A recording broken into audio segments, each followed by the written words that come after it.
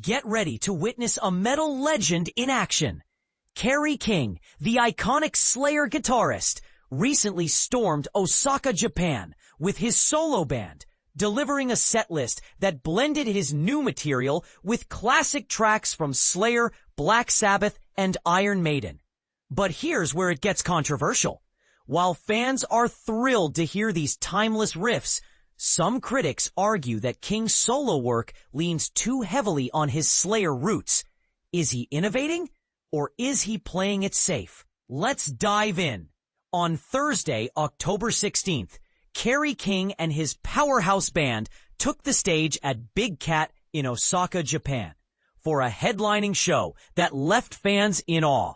The setlist, as reported by Setlist FM, was a carefully curated mix of original tracks and fan-favorite covers. Here's how the night unfolded, where I Reign, Rage, Trophies of the Tyrant Residue, Two Fists, Idle Hands, Repentless, Slayer, Toxic Tension, Everything I Hate About You, Disciple, Slayer, Purgatory, Iron Maiden cover, Chemical Warfare, Slayer, Crucifixation at Dawn They Sleep, Slayer, Wicked World, Black Sabbath cover, Shrapnel, Raining Blood, Slayer, Black Magic, Slayer, From Hell I Rise. Fan film footage of the entire gig is available online, offering a front row experience for those who couldn't make it.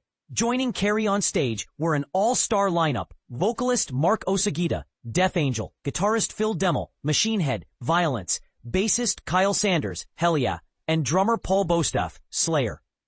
Together they delivered a performance that showcased King's signature style while pushing new boundaries. And this is the part most people miss. In a recent interview with Rolling Stone Brazil, Kerry hinted at a follow-up to his solo debut, From Hell I Rise. Released in May 2024 via Reigning Phoenix Music, the album was a labor of love, with King writing all the material himself. He revealed that he's already working on new songs, aiming to record them immediately after wrapping up the current tour cycle. I think overall, my thought would be just make an extension from what From Hell I Rise is, he said, emphasizing continuity while leaving room for evolution.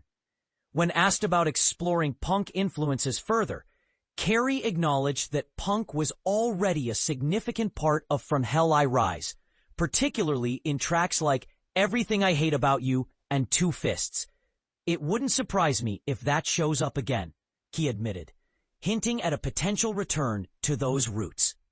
But here's the kicker. While some fans crave more experimentation, others argue that sticking to what works is the way to go. What do you think?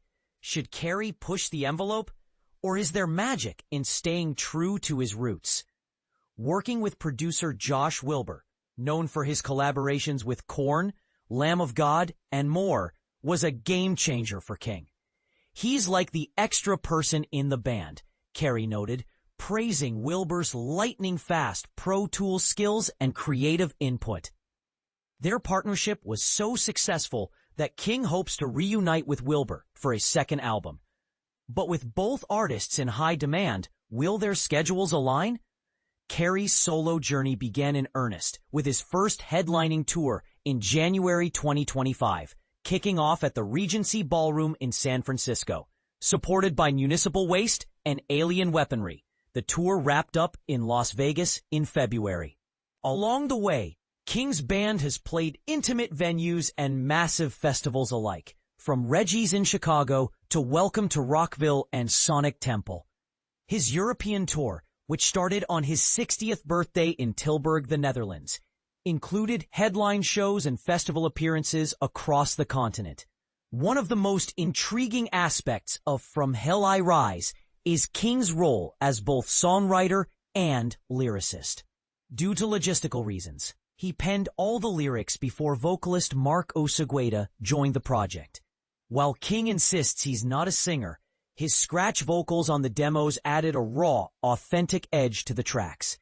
Luckily, Osagita's powerful voice brought the final versions to life, but King's willingness to step into unfamiliar territory speaks volumes about his dedication. Here's the million-dollar question. Is From Hell I Rise too similar to Slayer? Kerry isn't fazed by the comparisons. I think it stands up to anything we've done in our history, he stated confidently. Yet he acknowledges the inevitable backlash. There will be people complaining, why does it sound like Slayer? And why doesn't it sound more like Slayer? That's just what people do. But isn't that the beauty of art? It sparks debate.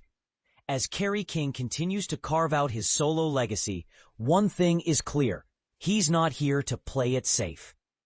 Whether you're a die-hard Slayer fan or a newcomer to his work, there's no denying the impact of his music. So, we leave you with this. Does Kerry King's solo work redefine his legacy, or is it a tribute to his past? Let us know in the comments. We're eager to hear your take.